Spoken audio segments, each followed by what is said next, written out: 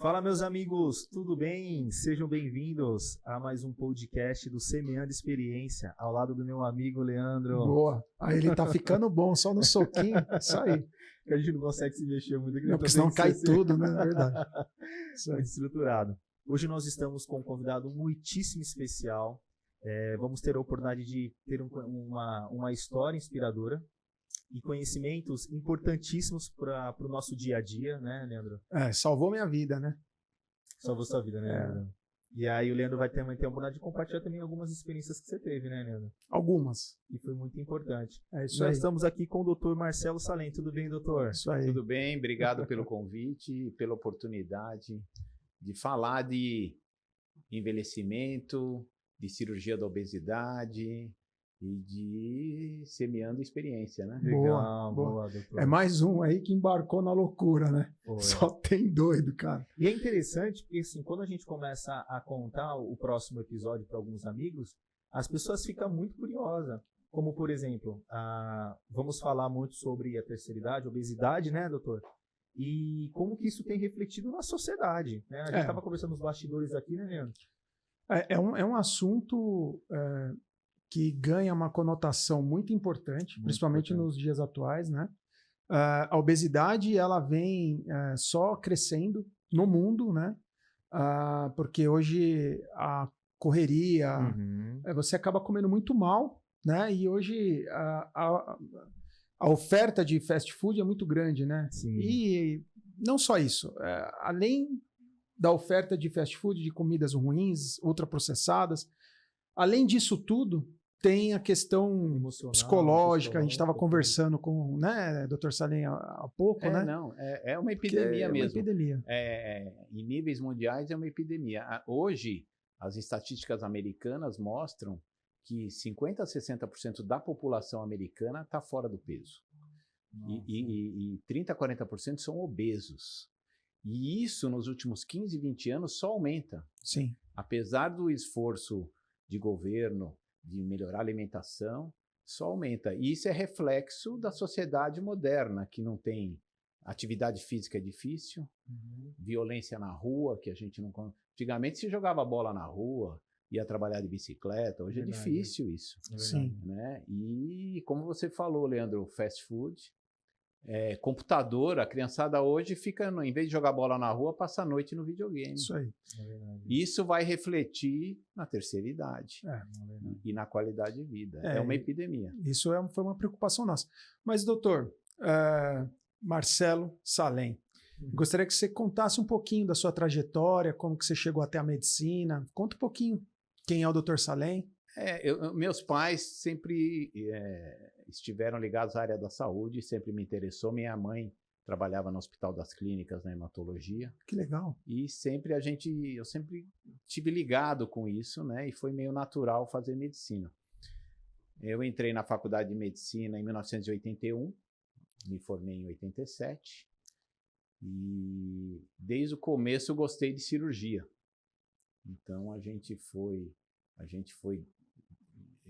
procurando as coisas mais modernas. Na época que eu me formei, estava começando a videolaparoscopia, certo, que foi um divisor de águas na cirurgia moderna, né? A gente passou das cirurgias com corte para as cirurgias minimamente invasivas, né? Certo. E você participou dessa transformação, a gente né? foi um dos... Não quem começou, mas o grupo que começou. A gente estava nesse grupo. Surfou a onda, digamos assim. Surfou uma onda e de descobrir tudo isso, né? Nessa época, quando eu saí do Hospital das Clínicas, da USP, eu trabalhava no Hospital do Câncer. Então, verdade. Você até tinha comentado aqui conosco, né? Que estava voltado à oncologia, né? Eu fiquei 10 anos no AC Camargo, no Hospital do Câncer, tratando câncer. E aí parou como em bariátrica? Então, a gente estava iniciando a videolaparoscopia em câncer. Legal. E os cirurgiões bariátricos da época, isso aí, 1900... Década de 90, por aí. 95, 98, os cirurgiões bariátricos não usavam a videolaparoscopia, eles faziam a cirurgia com corte. Era invasivo, né, doutor? Aquele corte assim, grande, né? Enorme, o paciente ficava com cinta, com faixa, voltava a trabalhar só um mês depois. A recuperação era lenta. Péssima, muita hérnia, quer dizer... Se fosse assim, você sabe que eu não faria, né? Você me conhece, né? Não. Eu tinha pulado, eu quase pulei fora. Quase pulou fora? Você tá louco, depois eu conto a história. Não sei se conta. Ah, eu conto. Então. Não, e o risco de morte naquela época era alto. Hoje em dia, com a cirurgia minimamente invasiva, a bariátrica virou uma rotina, mas na época era uma cirurgia de risco. E aí, como a gente já fazia videolaparoscopia para câncer, a gente começou a participar dessa evolução. Os cirurgiões bariátricos nos chamavam para ajudá-los a desenvolver a cirurgia bariátrica por vídeo. E aí a gente começou a participar, nós começamos a fazer casos deles e depois casos nossos. E em 2002 eu tinha tantos casos bariátricos que eu pedi demissão do Hospital do Câncer para me dedicar basicamente à cirurgia. Aí se especializou em cirurgia bariátrica. É. E de lá para cá, você tem uma noção de quanta cirurgia bariátrica você já participou? A gente está beirando umas 7.000 cirurgias. Caramba, 7.000 pessoas que tiveram anos da sua vida salva. Nossa, doutor. De 97, e transforma vidas, hein? 97, 96 até transforma vidas. Eu sou uma prova viva dessa. E, doutor, sabe uma coisa que é interessante? Foi que nem a gente conversou nos bastidores, como que a pessoa, assim, ela entra uma pessoa e sai outra, o nível de felicidade. Você fala que muitas pessoas levam seus familiares, seus filhos, para ter essa oportunidade de ver a mudança de vida, porque realmente é uma nova fase para a pessoa, né, doutor? Eu estava comentando com vocês, e é verdade. Por exemplo, eu estava lá no Hospital do Câncer e a gente eventualmente cura alguns pacientes, nem sempre cura. E mesmo o paciente que está evoluindo bem, ele sempre vem na consulta com o oncologista ou com o cirurgião que operou o câncer, ele vem ressabiado, né? Preocupado com o resultado dos exames, pelo menos nos primeiros 5 anos. É uma coisa... Até porque o câncer tem aquela máxima de ser uma sentença de morte, né? Hoje tem mudado muito isso. Mudou muito, com certeza. Os tratamentos são cada vez mais modernos. Mas é uma coisa mais pesada. Aí nós começamos a trabalhar com bariátrica e é o contrário. O paciente vem 1 ano depois, trazendo a foto do antes e depois, vem trazendo a filhinha que nasceu. Eu tenho essa antes e depois eu mostro aí. Eu tenho. Depois põe no vídeo. O Sérgio Tufik, toda vez eu tô numa reunião, ele fala, mostra a foto, Leandro, mostra a foto. Sério mesmo? Aí eu demoro um pouco de achar a foto, ele fala, você tem que ter essa foto na hora. Você tem que mostrar na hora. É um clima assim, parece... Eu acho que talvez na obstetrícia, quando nasce criança, a pessoa... Tem muito paciente que fala, doutor, eu nasci de novo, eu tenho 2 aniversários, o dia que eu nasci e o dia que eu operei. Olha. E aí você vibra com isso, né? Você poder trabalhar com uma coisa que cria felicidade é fantástico. É muito bom. E aí essa coisa me engoliu. É aquelas coisas que a gente fala, né? Eu não planejei fazer isso, mas a coisa engoliu. Porque, né, no caminho da vida a gente vai trilhando, né, alguns outros caminhos que a gente vai identificando pessoas. As coisas mudam também, né, doutor? Agora, doutor, tem uma pergunta, né, algo que eu gostaria até de falar aqui para você, que eu vejo que é interessante. Acho que é uma pergunta um pouco ampla, mas talvez você possa até trazer de cabeça quais são os principais fatores que contribuem para a obesidade hoje. Sei que são muitos, eu acredito, mas quais você acha que são assim, os principais? A gente considera a obesidade multifatorial. Tá, né? E mesmo a cirurgia não tem a pretensão de sozinha curar a doença. O paciente, eu falo assim, antigamente, lá em 1997, o paciente vinha e falava assim, doutor, cansei de regime, cansei de dieta, cansei de exercício, me opera que eu quero ser magro sem ter que fazer tudo isso. Todos esses pacientes engordaram de novo. Sério? Então, a cirurgia não tem a pretensão de resolver o problema sozinha. A obesidade é uma doença incurável. E é porque é multifatorial. A gente tem a parte emocional, que faz toda a diferença. Compulsão, ansiedade. A gente tem a parte genética. Famílias que têm obesos têm um risco maior de ter obesidade na família. Quando o pai e a mãe são obesos, a chance da criança ter obesidade beira 80%. Nossa, que interessante. Inclusive, tem pessoas que obesas que mesmo com a cirurgia não tem efeito nulo. Não é isso? Você estava até comentando. Se estuda hoje a parte genética em camundongos, em animais de experimento, quando você altera determinado gene, nem a cirurgia funciona. Então, a gente considera que talvez alguns obesos sejam intratáveis. Nossa, que coisa, ou de difícil tratamento. Então, a gente tem a coisa genética. Essa coisa da família, ela tem eventualmente a genética, mas também tem o hábito da família, né? Sim. Que atrapalha um pouco. Tem famílias que têm hábitos. É porque muitas vezes tem aquela máxima, né? Ah, você não emagrece, né? Fecha a boca que você emagrece. E às vezes não é. E não é. Às vezes ele tem uma questão emocional, tem uma questão particular de momento de vida, né? Tem várias questões. Por exemplo, as mulheres têm uma questão hormonal complicadíssima. Sim. Eu tenho um exemplo que eu gosto de dar esse exemplo para os meus pacientes, os que vêm na consulta já ouviram isso um monte de vezes. Mas se você pegar um obeso e colocar numa solitária, numa prisão, na cela do lado colocar um magro, os dois estão num quartinho de poucos metros quadrados sem fazer exercício, e você colocar para eles a mesma dieta por baixo da porta, um vai ser gordo, um vai ser magro.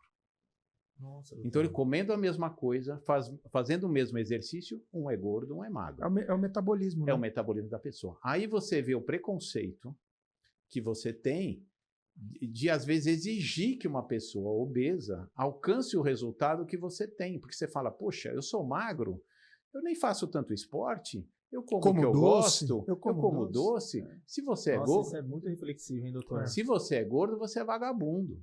Porque você não faz. Olha só que interessante. Né? E isso é um preconceito gigante. São motores diferentes. É que nem você comparar um motor de carro que gasta gasolina e um motor que não gasta. Os dois vão chegar no Rio de Janeiro, mas o consumo é diferente. Exato. Nossa, doutor, que interessante. Eu nunca parei para pensar sobre isso até o ponto, doutor. Você já chegou, doutor, a ter alguma consulta ou algo do tipo de você falar para a pessoa, talvez algum estudo que talvez não era possível ela fazer, porque talvez a bariátrica, por causa da genética, ou por causa do pensamento, e talvez passou para ela alguma outra opção? Já chegou até essa situação? Ou você sempre dá a opção de, não, se você quiser fazer... Acho que o que o Pablo está querendo perguntar é, tipo assim, se alguma pessoa chegou aqui e você falou, olha, não consigo te tratar por tal motivo, entendeu? Existem pessoas que têm um risco cirúrgico muito alto por alguma doença. Existem pessoas que têm condições emocionais e psiquiátricas que não permitem no momento. Às vezes eu preciso que um psiquiatra acompanhe por um tempo até a pessoa estar preparada, né? Então existem pacientes que não conseguem chegar na cirurgia. Agora, você perguntou do multifatorial, então nós falamos de alguma parte genética, de uma parte emocional, existe a questão nutricional, que a sociedade mudou muito, e a questão da falta de atividade física, que é uma coisa importantíssima para quem quer chegar na terceira idade saudável. Você vê que mais um convidado que é da área da saúde e que acaba falando a mesma coisa, de que o exercício físico ele é fundamental para a qualidade de vida, para você chegar numa terceira idade melhor. O André, que é o personal, né, falou a mesma coisa, né, de que você precisa fazer, e ele foi mais específico, musculação. A musculação para fortalecer os membros inferiores.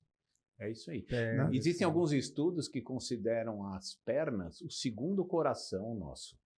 Quer dizer, quando você perde a força nas pernas, tem vários estudos que mostram que na terceira idade você vai ficar dependente mais cedo e até as funções cognitivas pioram. Então, manter massa muscular é importante. E a gente, a partir dos 30, 40 anos, a gente entra num processo espontâneo de perda de músculo. Quando a gente perde o músculo, ele tem um metabolismo mais alto. E o tecido gorduroso tem um metabolismo mais baixo. Se o nosso corpo vai mudando e perdendo músculo, nosso metabolismo médio vai diminuindo. Sim. O mesmo pãozinho que a gente comia quando era jovem engorda muito mais quando a gente é mais velho. Então, na verdade, o que precisa todo mundo entender? Conforme a gente envelhece, a atividade física tem que aumentar. E talvez a mais importante seja a musculação, porque a gente precisa preservar a massa muscular, principalmente de membros inferiores. Porque é coisas básicas. Coisas básicas. Coisas básicas. Sentar numa privada. São Coisas básicas. Depende da idade, as pessoas não conseguem sentar para fazer as suas necessidades. Então, isso é uma coisa muito complicada. Então, o exercício físico, em especial a musculação, ela te ajuda muito. Você lembra que o Tufik, ele até falou, nossa, eu estou aqui, estou fazendo musculação, estou super bem e tal, não sei o quê. Então, é isso. Na verdade, é o cuidado. E quando o Salem fala sobre a cirurgia, né, eu sou testemunha. Né? O que me ajudou a perder peso de uma forma satisfatória, né, aliado com a alimentação regrada, foi o exercício físico. Em especial quando eu comecei a fazer a natação. Após o 3º mês de cirurgia que foi autorizado, eu já imediatamente fui fazer o meu exercício físico. E eu fiz a natação. Eu sentia dores. Eu ia para a natação, eu sentia dor. Eu não conseguia completar uma raia de fraqueza. Mas eu tentei, continuei. Essa natação, acho que ajudou, mesmo eu tendo feito a sleeve, ter perdido cerca de 70 quilos. Né? Sim. Você comentou uma coisa nas consultas e quando a gente estava batendo papo, que é uma coisa que me afetou muito. Os meus pais... Meu pai morreu com 94 anos. Mas meus pais ficaram os últimos 7 anos de vida morando com um cuidador. E a pessoa já envelhecida, com Alzheimer e vivendo com um cuidador, é uma coisa que corta o coração do filho, né? Você não sabe se você está dando o melhor, você não está lá o tempo inteiro com os pais. Até porque você tem a sua vida. Você tem sua vida, tudo isso. E os estudos mostram que as pessoas que fizeram atividade física eventualmente perdem a dependência em metade do tempo que as que não fizeram. Sim. Então, às vezes, eu apelo para os meus pacientes até para essa parte. Falo assim, olha, você quer ficar 7 anos com o cuidador ou 3? Porque no fim vai ficar. O fim é difícil. E é sempre lá no futuro, né? E não tem jeito. E aquela coisa que, quando a gente iniciou o nosso projeto, a gente ficou com essa dúvida, né? A partir de quando que eu devo me preocupar com o envelhecimento? A partir de quando que eu tenho que... Pô, é tão distante, né? Eu não sei nem se eu... Quantas pessoas chegaram para a gente e falaram, mas eu não sei nem se eu vou chegar, né? Então, como é que a gente faz? Né? A gente não sabe quanto tempo que a gente vai ter, mas o importante é, quanto mais cedo começar, quanto mais cedo você tiver essa consciência, e são pequenas atitudes, né? Aqui a gente está falando de uma cirurgia bariátrica, né? Eu fiz, mas eu tive que ter um gatilho para poder fazer. E o meu gatilho foi ver os meus pais, a situação que eles estavam. Minha mãe, diabética. Minha mãe teve um micro AVC, ficou cega aos 70 e poucos anos. Tudo por conta da diabetes. Então, naquele momento que eu me vi com 140 quilos, já diabético, né? Porque eu já tinha 110 lá de glicemia, com crise metabólica. Meu médico vai saber melhor do que eu. Eu estava numa situação complicadíssima. Eu lembro muito claramente, ali no consultório, o Salem fez um exame, né? Apertou a região do meu fígado e eu senti uma dor que eu nunca senti. E ali ele falou, o seguinte, você não precisa tomar decisão nenhuma aqui. Vai fazer os exames. Mas ele sabia que dos exames o que eu ia ter de resposta era muito complicado. Então ali eu tomei uma decisão. Falei assim, o que eu quero? Eu tinha o quê? 35 anos, 36 anos? Eu pensei assim, o que eu quero para mim quando eu tiver com 60, 70? E os meus filhos? O Guto era pequenininho. Então, como é que eu vou dar uma qualidade de pai para o meu filho? Para jogar uma bola, para soltar um pipa, fazer coisas pequenas. Então, ali naquele momento, eu tomei uma decisão, falei, não, peraí, eu preciso corrigir a minha rota. Minha rota não está legal. E aí o Salem, ele me ajudou nisso, mas foi uma ajuda, foi um empurrãozinho. Dali para frente, é alimentação, é exercício, é cabeça, sabe? Tudo a vida, foi até a frase que você me falou aqui nos bastidores, é a que eu sempre uso, né? A vida é difícil, ela não é fácil. A gente tem ansiedades, a gente tem desejos, a gente tem problemas, situações de vida diferentes. Só que a gente precisa, de alguma certa forma, priorizar uma qualidade de vida, porque quando chegar, e vai chegar, numa idade mais avançada, a conta chega. Com certeza, com certeza. E, puxa, que legal o seu depoimento, Leandro, que na verdade é um depoimento que a gente já tinha, ia até falar para você compartilhar, você compartilhou. E algo interessante que o próprio doutor falou, e que você trouxe, doutor, e eu queria até que você pudesse trazer também, qual que seria, como que a obesidade na juventude, ela impacta, né, doutor, numa velhice, a gente sabe, são N fatores, mas no médico falando, o doutor que lida, que é especialista, o que afeta, doutor? Primeiro tem a questão dos hábitos, né? Então, o hábito de fazer um esporte, o hábito da alimentação, ele começa lá atrás, né? Ele começa na juventude. Mas tem algumas coisas também médicas, né? Então, tem vários estudos que mostram que o adolescente obeso vai ter muito mais dificuldade de controle de peso durante a sua vida do que quem passou a adolescência controlando com um peso mais adequado. A população de células gordurosas do corpo, ela aumenta. E é muito difícil ou impossível você regredir isso. Você consegue como que murchar, mas a população de células aumentou. Então, você começar com essa rotina de atividade física, manter o peso durante a adolescência, vai ter um reflexo muito positivo no controle de peso depois. Não que seja definitivo, mas vai ajudar bastante. E hoje em dia, tem uma coisa que o Leandro estava falando, de dor no fígado, que provavelmente é uma esteatose, uma gordura no fígado. A minha esteatose era nível 5, era pré... Tem uma coisa interessante, que é uma mudança de paradigma que hoje existe, principalmente entre os cirurgiões bariátricos. A gente sempre classificou a obesidade pelo IMC, certo, que é o índice de massa corpórea. A gente faz o peso dividido pela altura ao quadrado, né? E a gente tem lá que abaixo de 25 é saudável, entre 25 e 30 é sobrepeso, e acima de 30 é obesidade. E a gente opera o obeso mórbido, que é acima de 40 ou 35 com doença.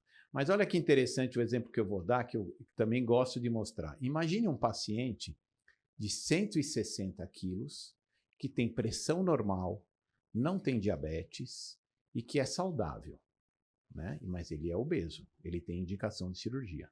Agora, esse tem 160 quilos. Agora eu coloco um outro paciente de 110 quilos, que é diabético, que é hipertenso, que tem apneia do sono, e todas essas doenças melhoram quando você emagrece. Quem que precisa mais da cirurgia? O de 160 ou de 110? É o de 110. Então, hoje, peso... Porque tem as comorbidades, por causa né? das comorbidades. Então, o peso é um pedaço do problema. Da equação, né? É uma fração da equação. É uma fração da equação. A equação envolve pressão alta, colesterol, diabetes, apneia do sono, envolve gordura no fígado. Crise metabólica. Tudo isso é a síndrome metabólica, que hoje é mais importante que o peso isolado. O peso é um pedacinho disso. O quê? A síndrome metabólica. O que é síndrome metabólica? Acho que é bom, a gente já pode entrar até nesse assunto, né, da síndrome metabólica. A síndrome metabólica é exatamente esse assunto que a gente está entrando. São pacientes que eventualmente não têm o peso tão alto, mas eles têm uma circunferência abdominal grande, que é a gordura visceral que é mais perigosa.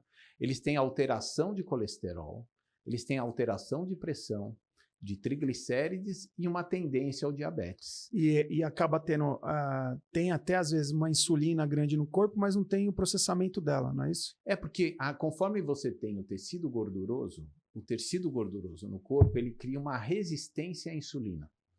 Então, a ação da insulina é bloqueada, é diminuída por causa desse tecido gorduroso. Era o meu caso. Eu tinha... O que o pâncreas faz? Como insulina, mas eu tinha diabetes ao mesmo tempo. Como essa insulina não funciona, o pâncreas começa a produzir muito. Então ele põe a insulina lá em cima para conseguir um efeito mínimo, né?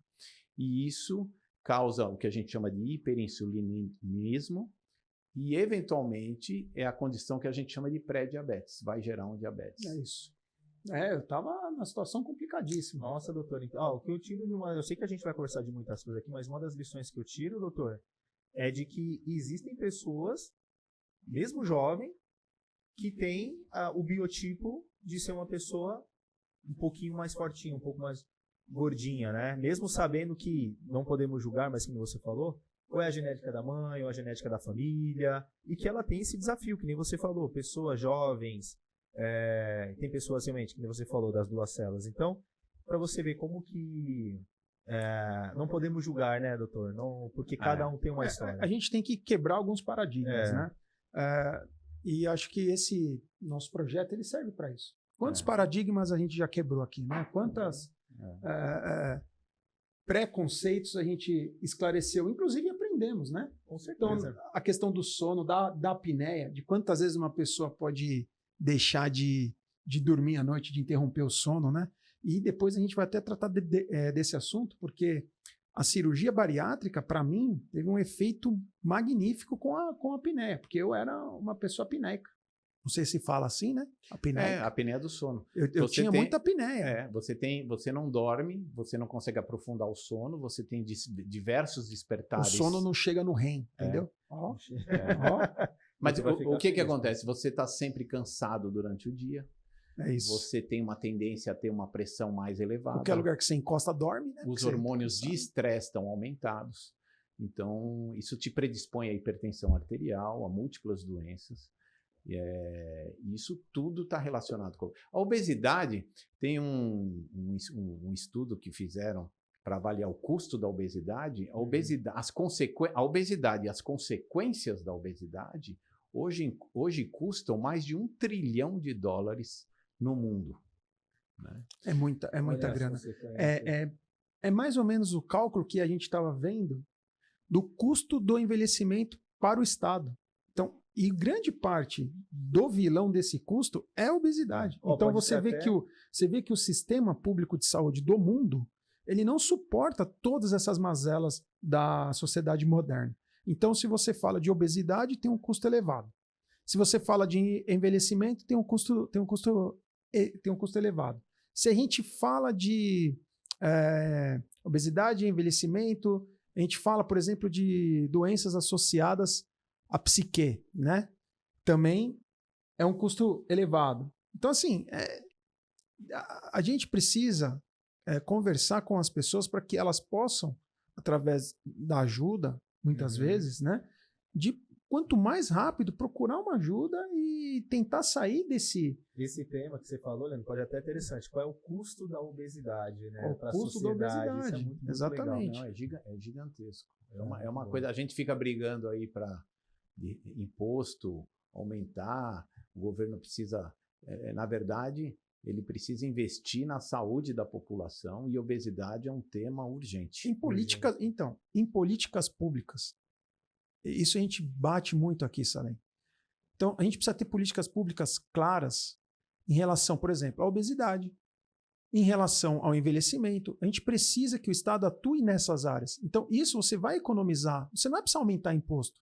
Você não precisa aumentar imposto para pagar mais conta do SUS, que as pessoas estão ficando mais doentes. Não, você precisa investir na redução desses custos, em políticas públicas eficientes, para que as pessoas, por exemplo, entender as mazelas do porquê a pessoa está tão obesa.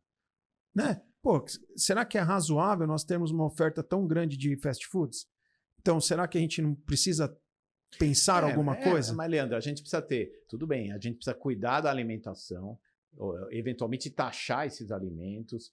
ultraprocessados, e diminuir a taxa dos alimentos saudáveis. Porque hoje em dia, exato, esse é um paradigma interessante. É o que eu te falo de política pública. Você imaginaria que os países pobres não têm obesidade, mas é o contrário. O caro é a comida saudável. Exato. O barato é pão e macarrão, e que é carboidrato. Então, a obesidade, ela afeta muito o país pobre também. Porque, assim, se nós estamos agora aí já é a minha área, né? A gente está numa fase de reforma tributária. E aí eles estão falando de quais produtos terão o tal do imposto do pecado, né? Que é aquela tributação mais forte. Então se fala em cigarro, bebidas, etc. Mas eu não vejo ninguém falar sobre alimentos ultraprocessados. Eu não vejo ninguém falar em alimentos que têm um teor de nutritivo muito baixo. Sim. Eu não vejo essa discussão pública. Então, as nossas discussões públicas são muito rasas. São muito rasas. Então, a gente precisa ter uma discussão pública mais efetiva. São óbvias, então, né? desonerar, por exemplo, bastante os alimentos que são mais saudáveis. Sim. Né? O acesso público a esses alimentos mais saudáveis, entendeu? Não, e outra coisa, a gente fala assim de violência. A gente está preocupado com o assalto do celular, mas assim, a violência tirou a criança da rua. Sim. Hoje, eu não deixo meus filhos andarem na rua com o celular. A gente tem medo em cidade grande. O interior ainda preserva um pouco isso, mas a cidade grande, as capitais... Passou uma moto, alguma coisa, você fica preocupado. A coisa tá uma loucura. Então, a gente tirou a possibilidade da criança fazer atividade física. Os parques, a gente precisa investir em parques. Ou mesmo em equipamentos públicos de esporte, mas não é só jogar lá o equipamento, é dar a condição daquelas pessoas praticarem aquele esporte. Aí a gente vai estar investindo e a gente vai colher esse fruto, quer dizer, o que vai gastar agora vai economizar lá na frente. É um investimento é olhar para frente, na né, população. Doutor, né? Olhar aqui. Ô, doutor, e voltando agora um pouquinho sobre a bariátrica, que a gente vê que é muito importante. Quais são os tipos hoje de cirurgia, doutor, que existem? Você sabe que isso é importante porque a gente evoluiu, né? Então, na década de 90, quando nós começamos, nós falávamos assim, olha, ou eu vou diminuir o seu estômago, ou eu vou diminuir seu intestino, e você ou vai comer menos, ou você vai absorver menos. Com o passar dos anos, nós descobrimos que não é exatamente isso que acontece. Quando nós mexemos no estômago, nós alteramos alguns hormônios. Quando nós mexemos no intestino, nós alteramos outros hormônios e que mexem com o metabolismo pancreático e produção de insulina, que mexem com o apetite, que mexem com a motilidade intestinal, que mexem com as bactérias intestinais, e esse é o resultado da cirurgia bariátrica e metabólica. Hoje nós gostamos mais de falar metabólico, porque a gente não está tratando só o bariátrico, ele remete muito ao peso, né? Então, hoje nós gostamos do termo metabólico. Nós estamos evoluiu, né? Peso e síndrome metabólica, como nós comentamos. É isso que a gente quer tratar. Então, hoje mudou. Então, hoje nós temos uma cirurgia menos... que mexe só no estômago, a gente considera menos agressiva do ponto de vista nutricional, que é o sleeve, que a gente chama de gastrectomia vertical, que é a cirurgia que o Leandro fez há 5 anos. É isso aí. E está mantendo o peso muito bem. Então, nós temos uma cirurgia, mas é uma cirurgia que perde na faixa de 20% do peso. Eu não. Você perdeu mais, mas você perdi quase 70%. Você é CDF, né? Sou CDF. Eu tirei estrelinha. Ele ganhou estrelinha. A fotinha tá na parede. Eu sou do book. Sabe quando minhas pessoas... mostra aqui um book. Aí eu apareço aqui no book. Não cobro nada por isso. Mas tem que mostrar o bom resultado e o mal. Então, na média, é uma cirurgia que perde menos peso. Mas ela está indicada nos pacientes que têm menos doença metabólica e que têm menos peso para perder. Então, ela tem a sua indicação, né? Na verdade... Mas assim, no meu caso, eu vou até falar, a minha indicação não era essa. Você me indicou a bypass. Pelo peso, sim. Ele me indicou a bypass. Só que aí, eu analisando, eu falei, não, eu vou ser obediente e eu vou fazer bonitinho. Pode confiar em mim, eu vou fazer certinho. Porque eu não queria... Eu tinha aquela coisa de assim, poxa, eu vou precisar ficar tomando muita vitamina e tal, eu não queria isso. E, de fato, a bypass tem algumas questões nela que eu falei, não, eu acho que isso... Eu sempre fui esportista, né? Eu jogava handball, nadei, joguei bola, então eu falei, não, eu preciso só de um incentivo para que eu volte a essas atividades, né? A nadar, a fazer as coisas que eu... Então, eu tinha na minha cabeça assim, ó, eu vou tomar um jeito. Então, eu vou fazer essa que eu acho que é menos invasiva, que vai me dar menos problema de acompanhamento e tal. Ainda que seja um pouco menos, né? Porque... Mas cuidado, Leandro, você falou de um jeito que dá a impressão que a sua cirurgia é melhor que a outra. Não existe isso. O bypass é a cirurgia mais feita no Brasil. A maioria dos cirurgiões aqui no Brasil prefere o bypass. Certo. Nos Estados Unidos preferem mais, é mais feito a gastrectomia vertical ou sleeve. Mas no Brasil o bypass. Mas a gente não considera que uma é melhor que a outra. É melhor para a pessoa. Para a pessoa, sim. Por exemplo, um paciente que tem refluxo... Pelas peculiaridades de cada um. Por exemplo, eu não tinha refluxo. Então quem tem refluxo, azia, o bypass às vezes funciona melhor que o sleeve. Quem tem que perder 40, 50 quilos, o bypass vai funcionar melhor que o sleeve.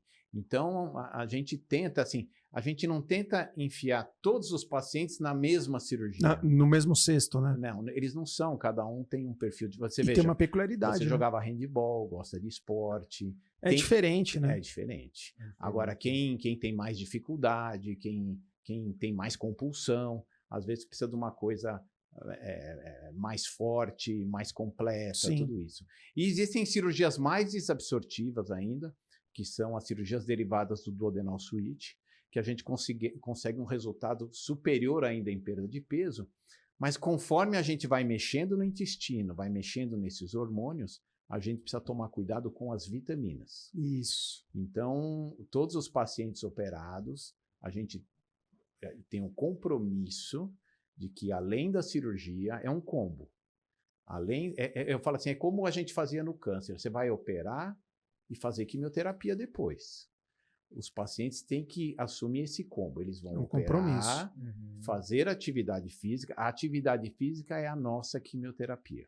Entendi. O acompanhamento também faz parte do tratamento. O acompanhamento nutricional, tomar as vitaminas e fazer exames periodicamente. No primeiro ano um pouco mais frequente, depois pelo menos uma vez por ano, para a gente acompanhar isso. Os pacientes que entendem esse combo são os pacientes que têm os melhores resultados. Legal. Os pacientes que não entendem isso são os pacientes que vocês veem que ganham peso, que engordam e que não têm um resultado bacana. É um combo. E assim como o câncer, se a doença está voltando, você tem que correr no médico.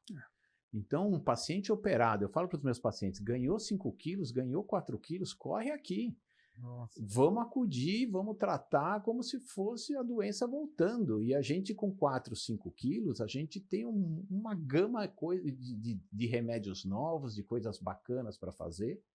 Agora, para não deixar perder o fio da meada. Agora, perdeu o fio da meada e ganhou 30, 40, aí a gente inclusive tem essa questão. Tem muitos que fazem, por exemplo, faz a sleeve e não resolve, pega e faz outra. Faz a bypass. Acontece. Você sabe que a gastrectomia vertical foi inventada? É interessante essa história. Nos anos 2000, no começo dos anos 2000, um cirurgião canadense, o Dr. Michel Gagné, que é vivo ainda, opera, a gente encontra nos congressos, amigo nosso. Ele tinha lá no Canadá, nos Estados Unidos, pacientes, aqueles pacientes que a gente vê nesses seriados, né? 300 quilos. Dr. Now, né? Dr. Now, 300 quilos, 400 quilos. Então, esses quilos mortais. Sério? Então, tinham esses pacientes, lá são mais frequentes que aqui. Aqui a gente pega um doente desse de vez em quando só. Nossa. Mas lá é toda semana, né? Então, ele propôs o seguinte... eu não vou fazer o bypass ou o duodenal switch de uma vez. Eu vou primeiro operar o estômago. O doente abaixa um pouquinho de peso. Então, eu vou fazer a primeira, só o estômago. Que é uma cirurgia um pouco mais rápida, um pouco mais fácil. E quando ele perder um pouco de peso e ele ficar mais fácil de ser operado, eu vou fazer a parte do intestino. Nossa, são 2, né? Que seria então. Mas aí ele fez a gastrectomia vertical, que é a sua cirurgia. Mas ele fez numa proposta de ser o primeiro passo porque ele tinha medo de um paciente de alto risco já ir para tudo de uma vez, né? Aí, então era uma cirurgia preparatória. Preparatória, né? Para tirar ele do grupo de risco. Só que alguns pacientes tiveram uma perda de peso interessante. Então, o Dr. Michel Gagné, no comecinho dos anos 2000, publicou, falou assim, olha, essa cirurgia que eu achei que era um primeiro passo, pode ser uma cirurgia definitiva, né? E aí nasceu a gastrectomia vertical como uma cirurgia definitiva para pacientes que precisavam perder um pouco menos de peso.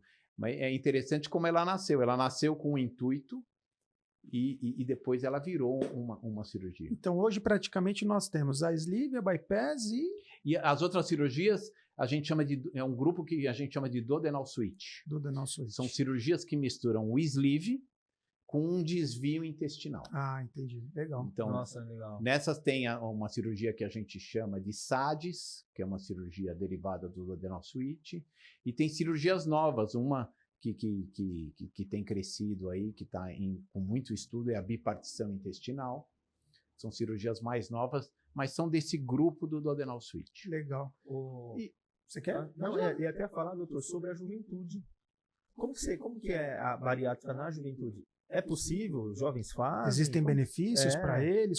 Como é que funciona? A gente tem um pouco de medo daquela fase de crescimento, né? Aquela maturação hormonal, crescimento ósseo. Uhum. Então, hoje, o Conselho Regional de Medicina, a Sociedade de Cirurgia Bariátrica, preconiza a cirurgia só após os 16 anos. Ah, só após os 16? Abaixo dos 16, em casos muito específicos, com uma avaliação muito criteriosa, mas normalmente acima dos 16. Nós tentamos não ser muito agressivos nessa faixa etária. Então, nessa faixa etária, Vai mais a gastrectomia vertical a sleeve, né? é feita, mas existem casos que precisa ser feito o bypass, né? Agora, o interessante dessa faixa etária é uma mudança que eu vivi. No começo, lá em 99, eu avaliava uma menina de 16, 17 anos, e com 16, 17 anos você não tem diabetes, hipertensão. A grosso modo, né? A grosso modo você tem o peso alto. Mas o que você tem, que pouca gente percebe, e eu percebi, é assim, a parte emocional dessas crianças, desses adolescentes, é muito afetada. Eu imagino. Então, a menina com 110 quilos, ela está isolada na escola, Isso eventualmente. Ela na festa, ela não quer ir. Ela na praia, ela não tira a roupa. Olha como que é muito mais. Ela não- É mais abrangente do que a gente imagina. Muito mais do que um peso. Aí, Muito mais. Olha que loucura. Daí você faz a cirurgia, essa mesma paciente, até me arrepia, essa mesma paciente volta um ano depois com o namorado, e ela se inseriu Num contexto, né? num contexto, e você mudou a vida dela para sempre. Porque talvez o prejuízo de ela deixar essa cirurgia para os 30, 40 anos, essa era eu a próxima- não sei se teria. Essa era a próxima pergunta que eu Você ia mudou fazer. a vida dela aos 17. E de certa forma você mudou a vida dela, provavelmente até a velhice dela.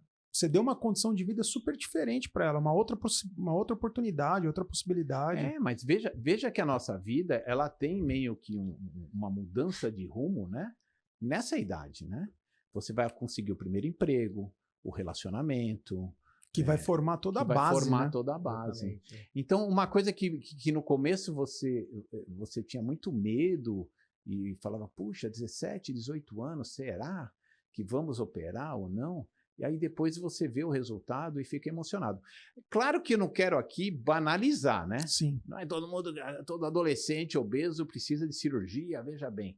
Mas, assim, existem casos que realmente foi um divisor de águas em vários pacientes que eu vivi todos esses anos e que me deixou, assim... Eu acho que as coisas que mais tocam a gente, assim, é diabético que curou, porque quando você perde 20, 30 quilos, tem muito paciente... 80% dos pacientes, 70%, 80% dos pacientes, o diabetes não é curar é um termo errado, mas controla o Controla o diabetes. diabetes. Né? Porque diabetes não Ele cura. retarda, né? Retarda, mas os índices glicêmicos ficam normais. Então tem paciente que tomava insulina, largou a insulina. Puxa, isso... Pode ser que ele volte a tomar E até daqui uma das 30 perguntas anos, que né? a gente que tá aqui, eu ia até fazer para você, doutor, até complementando você a falar, que é se a cirurgia bariátrica ela ajuda na diabetes, colesterol. E que outras doenças ela Hipertensão, ajuda a controlar, né? por exemplo? É. A própria depressão, eu acredito, né? A depressão, existe uma parte da depressão que é... No caso do adolescente, que nem que é você falta citou. de alteração de mediador cerebral, que não tem jeito, tem magro deprimido, né? Então não é só a obesidade, mas é um fator que influencia bastante, né? Então não é uma pretensão querer melhorar a depressão, mas tem casos que melhoram. Mas você poder eventualmente controlar um diabetes, você Pressão alta, inserir um adolescente na sociedade, diminuir hipertensão, tem estudos que mostram redução de medicação, de níveis de hipertensão em torno de 30%. Interessante, os obesos têm mais câncer. Isso que eu ia te falar agora, tem aqui. Isso é para si, essa obesidade. Somente ela tem câncer a chance do de trato câncer. intestinal, né? Não, por exemplo, quem teve câncer de mama, tem estudos que mostram que você fazer atividade física, voltamos para atividade física, olha só. Sempre. Né? Fazer atividade física e manter peso diminui a chance de recidiva do câncer de mama. Que legal. Hein? Então, câncer Muito de bom. mama, câncer da parte ginecológica, câncer intestinal, Olha o câncer como- em geral, ele é aumentado no obeso. O câncer, tem cânceres que são muito mais agressivos, que estão no trato digestivo, né? Numa forma geral, todos são beneficiados com essa redução? Que nem o câncer do... Esqueci agora, me fugiu. A obesidade, ela traz para o indivíduo o que a gente chama um estado inflamatório. Então, toda essa relação de gordura, ela emite mediadores inflamatórios. O paciente tem uma inflamação no corpo crônica. E é isso que aumenta o risco de hipertensão, de diabetes e eventualmente de câncer. Né? Então, emagrecer ajuda com certeza. Ô, doutor, e tem um determinado peso, ou a pessoa ela pode conseguir emagrecer, acho que através de somente dieta, através de exercícios físicos, ou tem determinado momento que, infelizmente, tem que fazer bariátrica para emagrecer? Os estudos mostram que os pacientes que atingem o IMC de 40, Que é que você falou, né? quando chega no IMC de 40, a chance do tratamento clínico, que é dieta, exercício, isoladamente resolverem o problema, é muito baixa. Sério, doutor? Não, é um atrevimento dizer que não aconteça, mas é baixa. O tratamento em geral é a cirurgia. Mas eu não gosto de operar um paciente que nunca tentou, né? Eu acho que o paciente que chega para a gente para cirurgia, ele tem que ter tentado dieta e atividade física, ele tem que ter tentado as drogas novas que existem, né? Hoje em dia está cada vez mais, estão aparecendo remédios novos, cada vez com resultados maiores.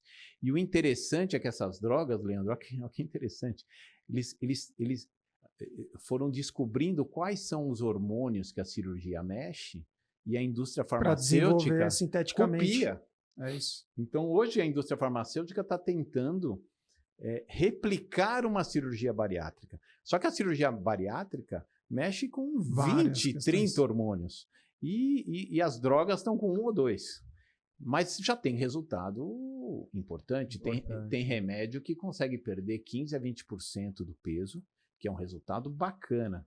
Mas o grande problema é o custo, por enquanto. Elevado. E o grande problema a dependência, é né? Quer dizer, a pessoa não vai poder parar o remédio nunca, a não ser que ela faça uma mudança estrutural de vida muito grande. Psicologicamente.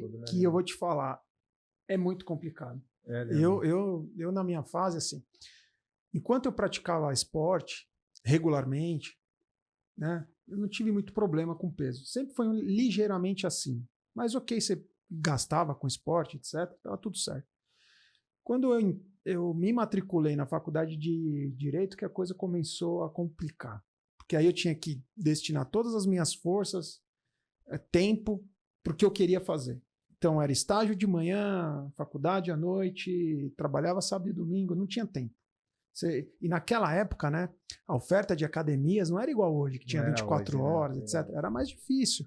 Década, lá em 99, 2000, 2001, era mais difícil, né? Enfim. E o peso ele só foi aumentando. Né? Eu até brinco, ainda bem que eu conheci a Kelly um pouquinho antes, né? Porque se eu tivesse demorado um pouco, talvez estava... Porque a Kelly casou com 2 caras, né? Eram 2 Leandros, né? Era o antes e o depois, né? Porque depois que eu emagreci é outro cara, né? Enfim, até o Guto pega as fotos, ele não reconhece o papai dele. Ele fala, quem é esse aqui, né? Eu falo, é o outro. É o outro. Aí é o outro papai. Tadinho, ele fica confuso. Então, assim, quando eu comecei o peso a subir, você faz o quê? Sobe o peso, toma medicamento, na época eu não lembro qual eram os medicamentos, mas você tomava... tinha...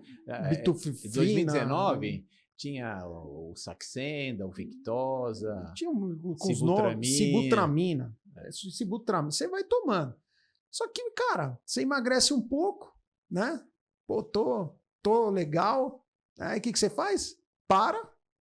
E só que você engorda, você volta o que você tinha e engorda mais um pouco.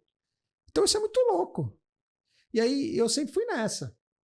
Tomava um remédio, fazia um exercicinho, voltava, tá ali na casa dos 100, 110, tá bacana. Aí ia pro 120. Aí voltava, aí ia pro 130. Na hora que eu bati no 140, opa, peraí, deixa eu tomar o remedinho e voltar. Fui fazer uma esteira, o joelho cantou. O joelho não foi. Falei, bom, agora complicou, porque se eu não conseguir com remédio, o que eu vou fazer? Aí me indicaram o Salem, vi que era um profissional exemplar, excepcional, e ele falou, faz os exames. Que até então eu não queria fazer a cirurgia, eu não queria. Mas ele sacou, ele falou, meu, esse gordinho aí não tem saída, tem que ser a faca. E aí quando eu fiz os exames, que eu olhei os resultados, a minha decisão foi muito rápida. Acho que eu fiz os exames em dezembro, em janeiro a cirurgia estava marcada. Falei, não dá. Tá certo que eu cheguei lá no centro cirúrgico, quase que eu voltei, né? Quase voltei. Assim, até eu entrei no centro cirúrgico, aí sai 2 enfermeiras ou médicos, sei lá. Não, que o fulano, o paciente que estava em tal lugar, faleceu, não sei o que. Eu falei, não, isso é um presságio, eu vou embora. Vou embora. Aí, na mesma hora, vem um menininho, uma criança que fez uma cirurgia, né? E tava, né, firme lá. Falei, não, se o molequinho fez, eu faço também. Mas sabe que você falou um negócio que é interessante. Saiu um estudo tentando comparar as dietas. Né? Então, tem dieta da lua, dieta da beterraba. Ele faz o da beterraba.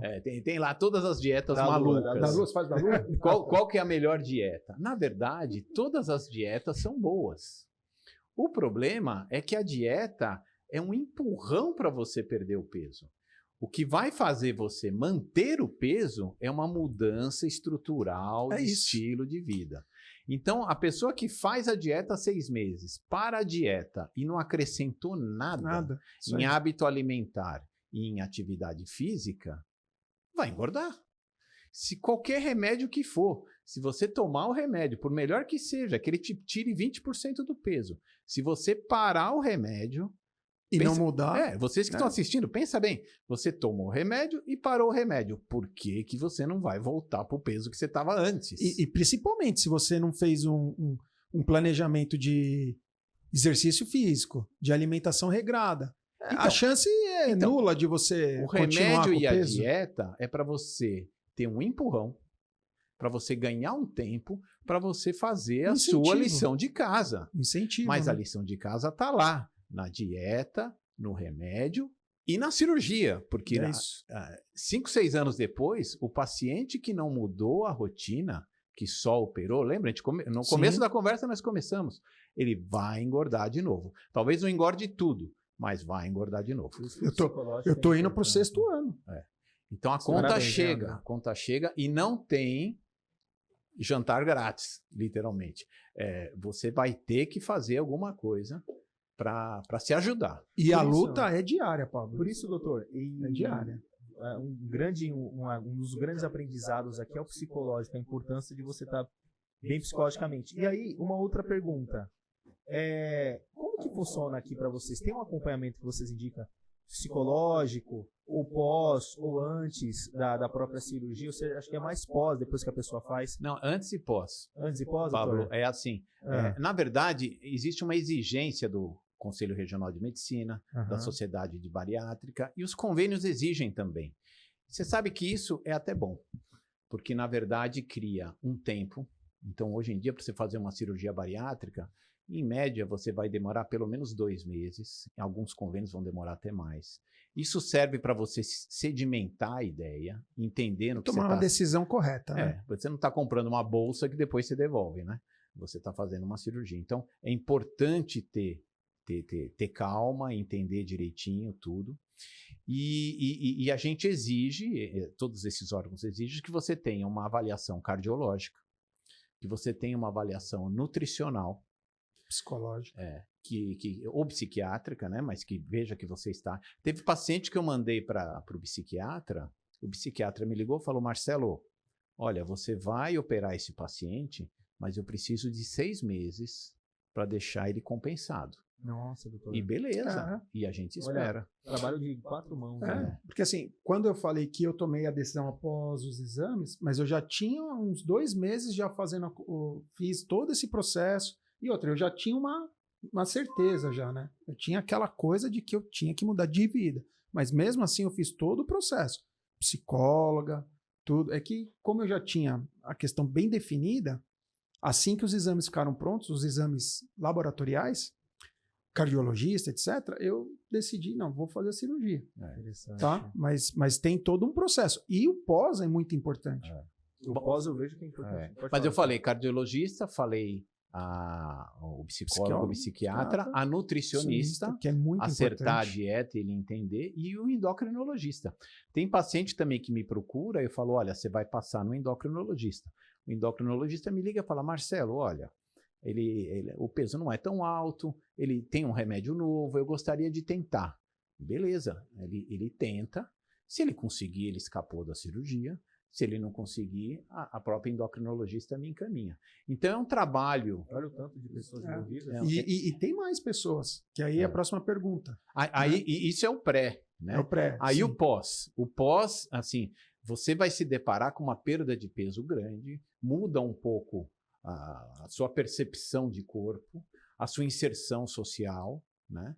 E, eventualmente, você precisa continuar o acompanhamento psicológico, a nutricionista te orientando a dieta, e se for diabético, se for hipertenso, precisa do acompanhamento do cardiologista e o clínico nessas situações. Porque existem até outras questões, né? Às vezes o cabelo fica fino, às vezes tem outras questões. Sim, às vezes a pessoa não se reconhece.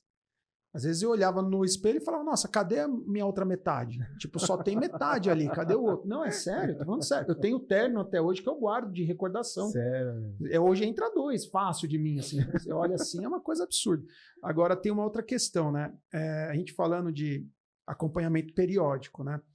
Mas uma pergunta que eu te faço, né? Como a família e a comunidade podem apoiar alguém que passou por uma cirurgia bariátrica? Porque no meu caso, o apoio da minha esposa e da minha família foi essencial para o resultado positivo. Na maioria das vezes, o apoio é bom, né? Agora, existe aquilo que eu falei do preconceito. Então, o obeso tem um certo preconceito.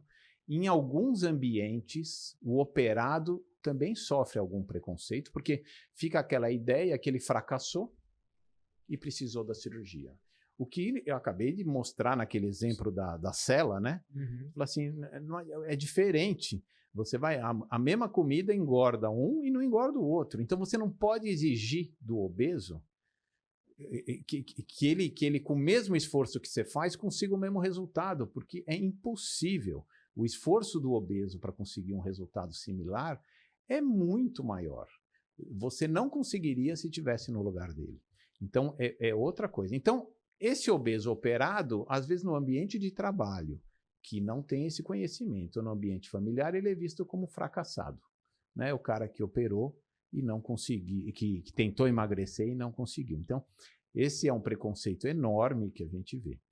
E existe também... Aí outro dia eu dei uma bronca num familiar, que assim, o familiar não queria que a filha fizesse cirurgia. Aí a filha fez a cirurgia, chegou no quarto, a filha teve uma dor, teve uma náusea, e a mãe vira na minha frente e fala, te avisei para não operar, agora aguenta. Aí eu chamei a mãe de lado e falei, minha senhora, a senhora não concordava com a cirurgia. Nós optamos e fizemos a cirurgia. A partir deste momento, a senhora ajuda. Então, a senhora ajuda, porque assim, já operou, é a sua filha. Então, existem alguns comportamentos que são muito prejudiciais e não levam a nada, né? Se ela foi contra, a filha fez, agora ela enfia a viola no saco e ajuda. E aí a gente tem um bom resultado. Existem ambientes familiares muito nocivos. É verdade. Às vezes a mãe quer se sobrepor à filha, quer ter mais sucesso que a filha, quer provar um ponto de vista. E isso, às vezes, a gente precisa até de uma terapia familiar, né? Então, fazer uma constelação familiar. Mas assim, a gente precisa de um apoio de grupo. No meu caso, o apoio da família foi muito importante. É fundamental. E você sabe um outro apoio que eu acho que a gente falando de comunidade, de sociedade, né? é até, por exemplo, os restaurantes. O tratamento que os restaurantes têm que dar aos bariátricos. Porque às vezes você vai no... isso é uma coisa que eu nunca pensei, mas, por exemplo, você vai num rodízio. Por exemplo, você fez a cirurgia, a sua família não. Você vai num rodízio, né? O bariátrico, ele come muito pouco. Então, assim, precisa ter um tratamento diferente para que você possa frequentar aquele ambiente também. Você possa ter um tratamento. Porque você chega lá, você começa a não ir em alguns lugares. Porque você fala assim, bom, aquele lugar eu não vou comer nada, por que eu vou lá? Vou pagar um valor exorbitante. Já tem outros lugares que ele já te acolhe. Não, você é bariátrico? Não, a gente tem um cardápio especial, a gente tem, né, uma condição especial. Você se sente incluído, né? Então, isso é um toque que eu dou também, né, para os estabelecimentos, porque hoje tem o Dr. Salim fez 7.000 cirurgias, são 7.000 famílias que foram atendidas numa cirurgia bariátrica. Uma pessoa, um médico. Imagina os outros. Então, é um universo muito grande. Então, assim, ter esse carinho, ter esse cuidado, né? De às vezes você, né? Poxa, você tá ali, explica a situação e a pessoa simplesmente fala, não, é o mesmo valor, ou então, não temos nada diferenciado. Às vezes você precisa de fazer a refeição um pouco diferente, né? Às vezes, não quero na manteiga, eu quero no azeite. Não, a gente não muda. Né? São os pequenos detalhes, então, umas coisas que você fala que só o gordo sofre. O gordo sofre antes e depois, cara. Você dá risada, O gordinho sofre, rapaz. Sofre antes, sofre depois. Ô, doutor, e tem compulsão depois da cirurgia? Sério? Não depois. Tem desde antes, desde né? antes, né? Então, é muito comum na obesidade algum comportamento compulsivo. É muito comum compulsão e obesidade. E existem muitos pacientes que já antes da cirurgia, por exemplo, álcool. Tem muito paciente que gosta de álcool. E quando a gente bloqueia, né? Por exemplo, o estômago está menor, você está comendo menos. Se você não tiver o acompanhamento psicológico e psiquiátrico, essa compulsão, ela pode ir... É a mesma compulsão, mas ela pode ir em outra direção. Em outras áreas, né? Então, eu tenho paciente compulsivo com compras. Eu tenho paciente compulsivo com sexo. Emagreci, tô bacana, agora vou sair com todo mundo. Sim. Homem e mulher. Homem e mulher. Tem compulsivo com compras, compulsivo com sexo. Tem o compulsivo com esporte, que eu falo assim, aí a força saiu do lado negro e foi pro lado do bem. Essa compulsão você não trata. Nossa, como pode, né? Tem tudo. Caramba. Então, o ser humano é complicado. Eu tinha um quadro de fotos, agora a gente tirou. Tinha uma paciente nossa, obesa, que estava lá completando a maratona. E ela treinava todo dia. Eu falei, não, essa compulsão você deixa. Essa eu não vou vetar, né? E a gente tem a famosa compulsão por álcool. Então, tem pacientes que desenvolvem algum grau de alcoolismo.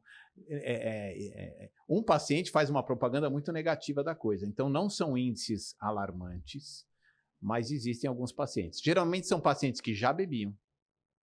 Eu não tenho nenhum paciente que não bebia e virou alcoólatra, mas são pacientes que já tinham uma propensão ao álcool, que não trataram isso adequadamente e que eventualmente ficaram alcoólatras. E aí era a válvula de escape pós-cirúrgico. Então, mas veja, na verdade, a doença já estava lá.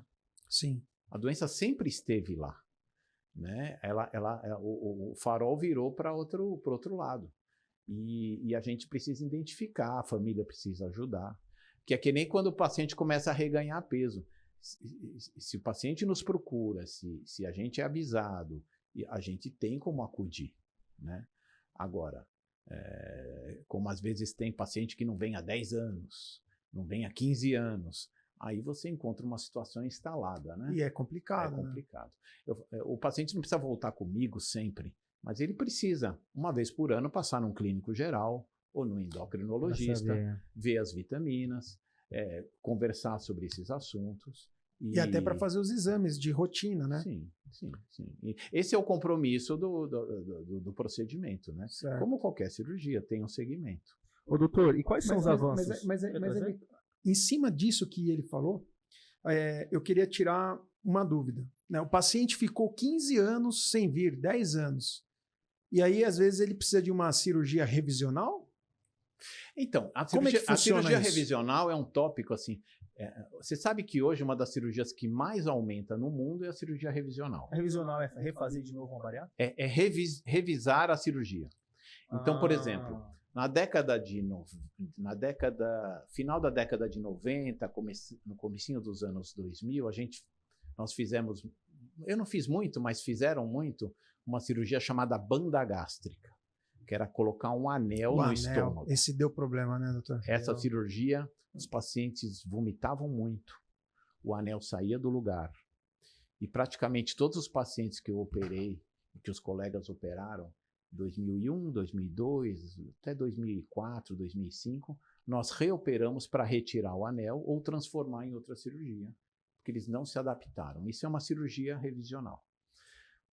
Também na década de 2000 a 2012, 2013, na cirurgia de bypass, se colocava um anel também.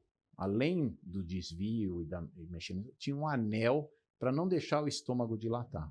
Esse anel teve o mesmo comportamento dessa banda, os pacientes não comiam carne, vomitavam pra caramba. Nossa. São pacientes da década entre 2000 e 2010. Alguns com dificuldade de comer carne tinham anemia. Então essas cirurgias hoje, vários nos procuram. Tem uns que estão adaptados, estão muito bem. E alguns que não estão, a gente opera, tira o anel. Eu fiz um essa semana agora. Tiramos o anel, refizemos o estômago para ele ficar com a cirurgia que hoje é a mais moderna, né? O mesmo bypass, mas o bypass mais moderno. Existem pacientes, e nós falamos que o sleeve era uma cirurgia de entrada, lembra? Sim, o Dr. Michel Gagné criou a cirurgia como uma cirurgia de entrada. Então, tem muitos pacientes com sleeve que têm refluxo e às vezes se incomodam demais, ou que reganharam peso. Então, a gente faz o segundo tempo.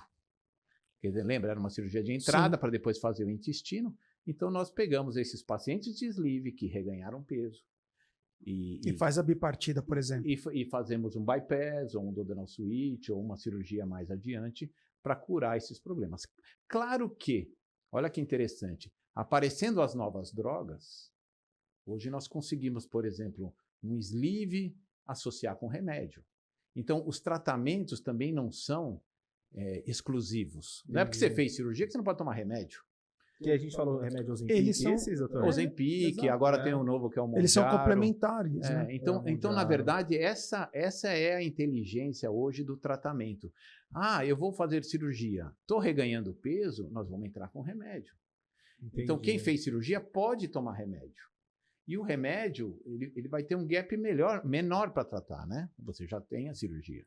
Então, nós associamos o sleeve com remédio. Não deu certo, você pode transformar o sleeve em outra cirurgia.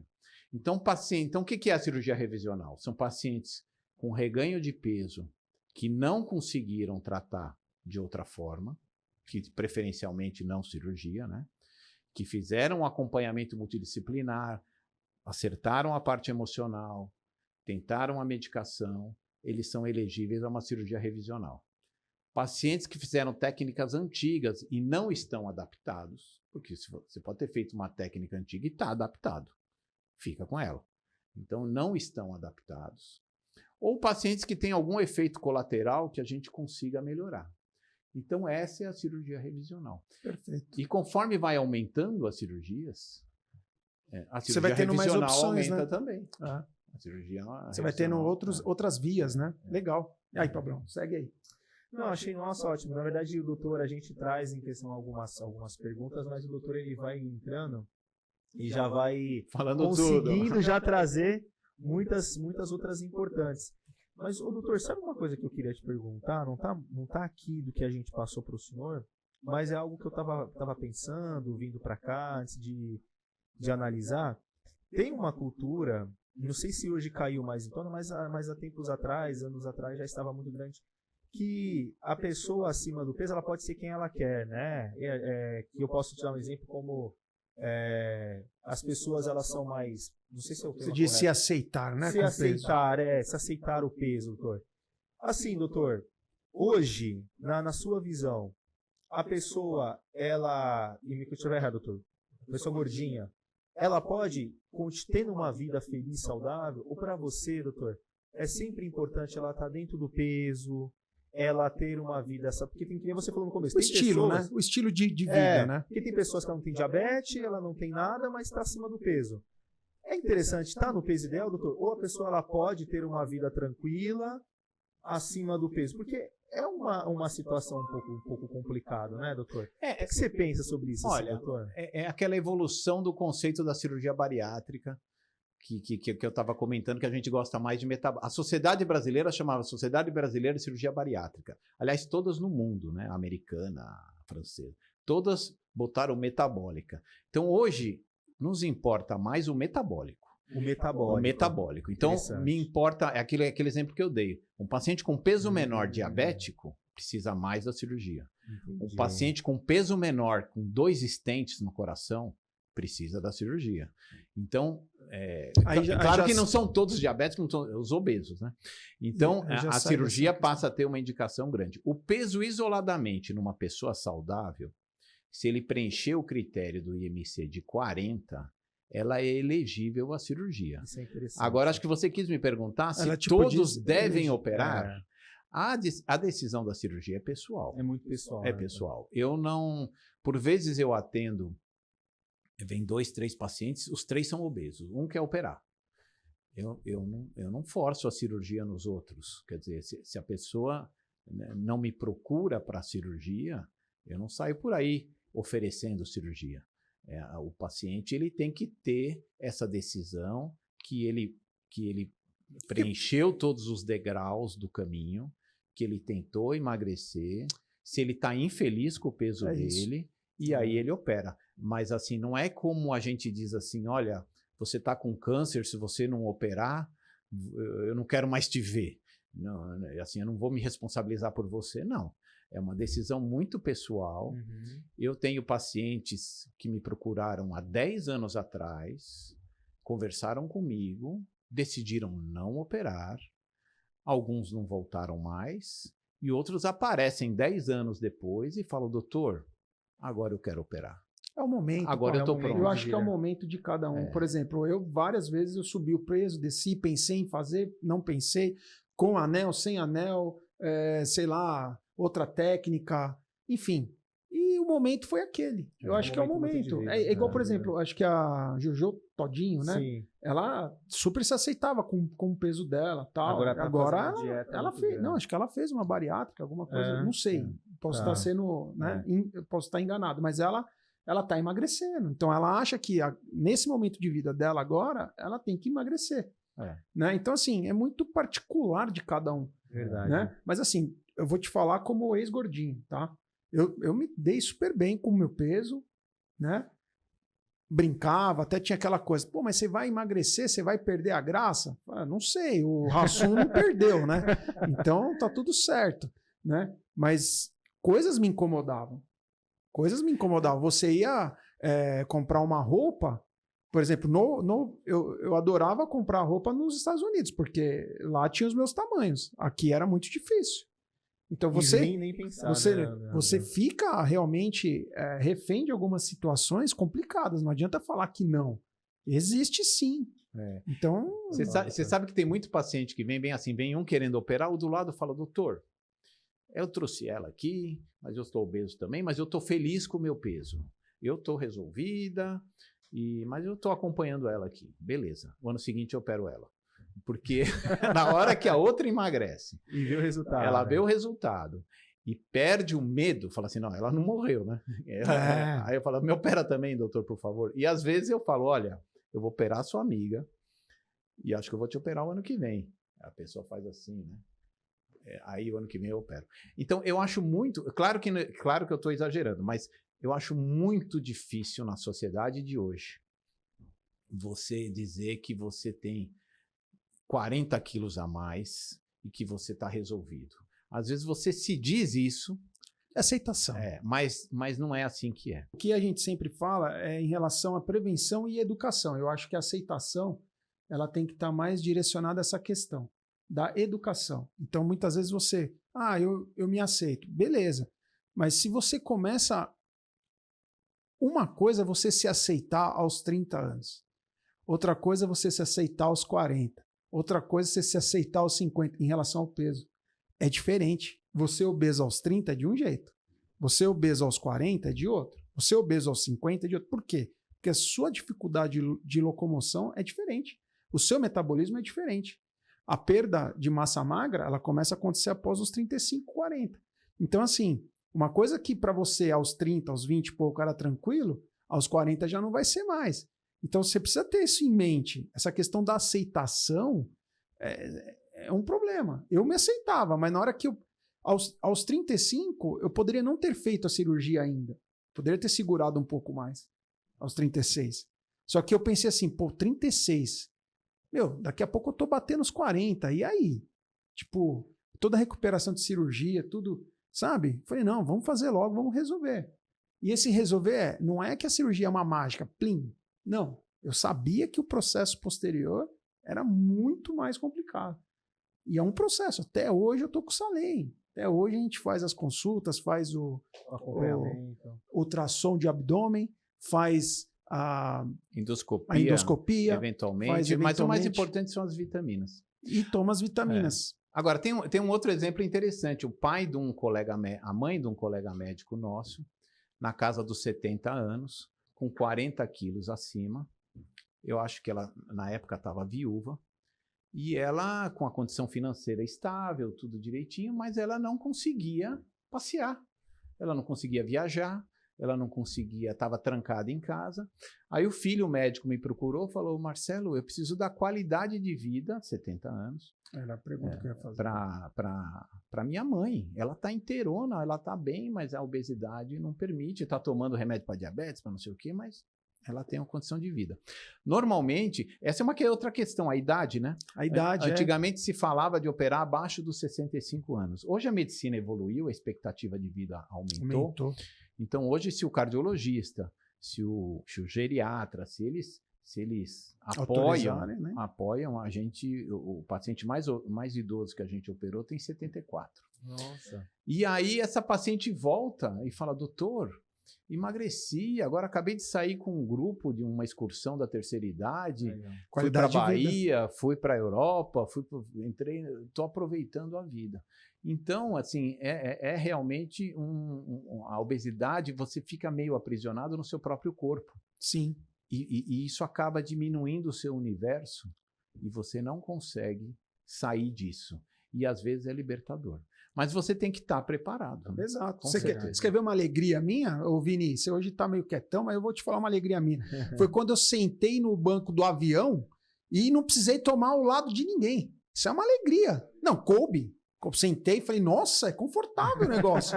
Porque eu ficava, nossa, eu ia para Brasília, rapaz, eu ficava, mas caramba, mas esse negócio tá diminuindo o assento, né? As companhias aéreas estão de sacanagem. Não, mas agora não, agora eu pego aquelas empresas de low cost, né, lá nos Estados Unidos, que é apertadinho, eu fico bonitinho, assim, eu falo, tudo certo. Então a qualidade de vida é importante. Cirurgia na terceira idade é possível, tá vendo?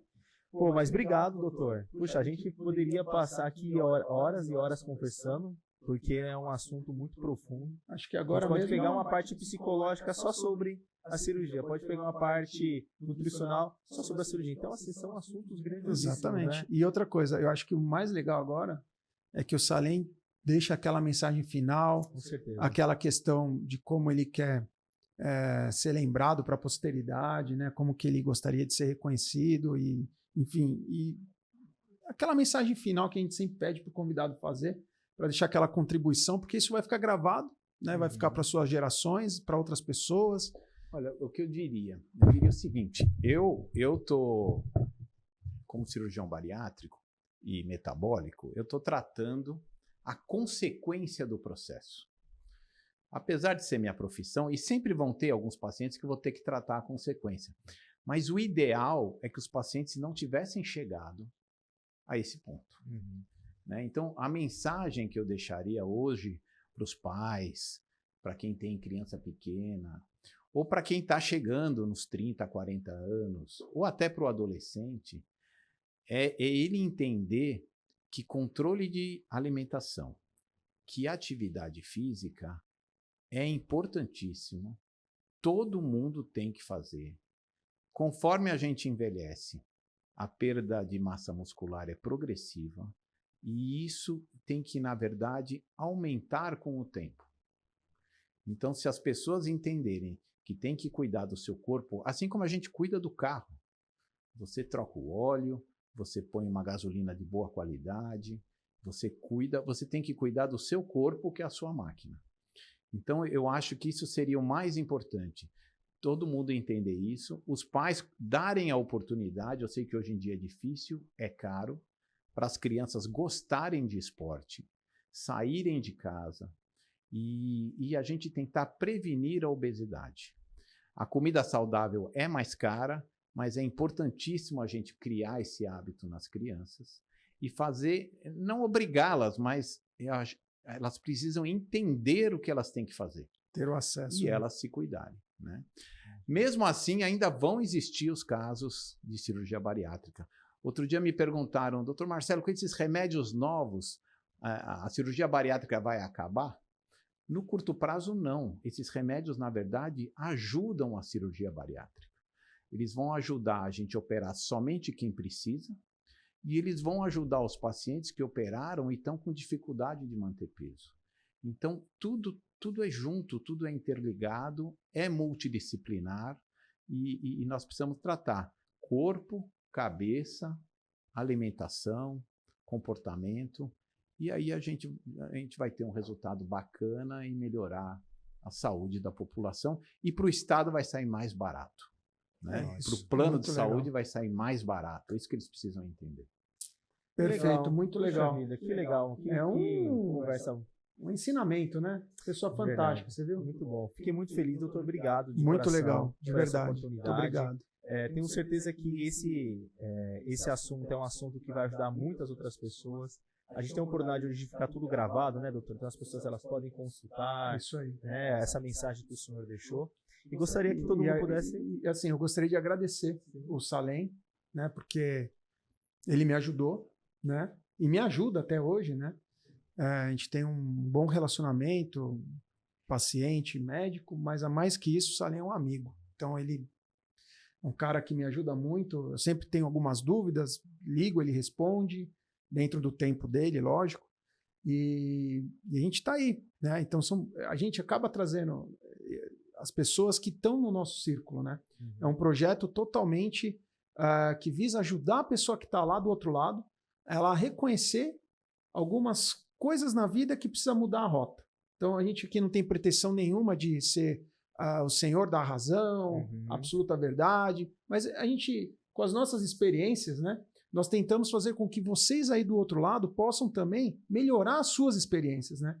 E aí mudar aquela rota que está sendo uma rota não tão boa, né? Sim. Mas é um prazer estar aqui com todos vocês aí. Eu espero que vocês tenham gostado. Com certeza. O convidado hoje é de alta relevância. Legal. Eu agradeço que vocês possam seguir a gente nas redes sociais, Semana Experiência, curtir, se inscrever no canal para que nós possamos a cada dia mais trazer mais conteúdos para vocês. Isso aí. E agradeço vocês e até a próxima. Muito obrigado. Até a próxima. Tchau, tchau.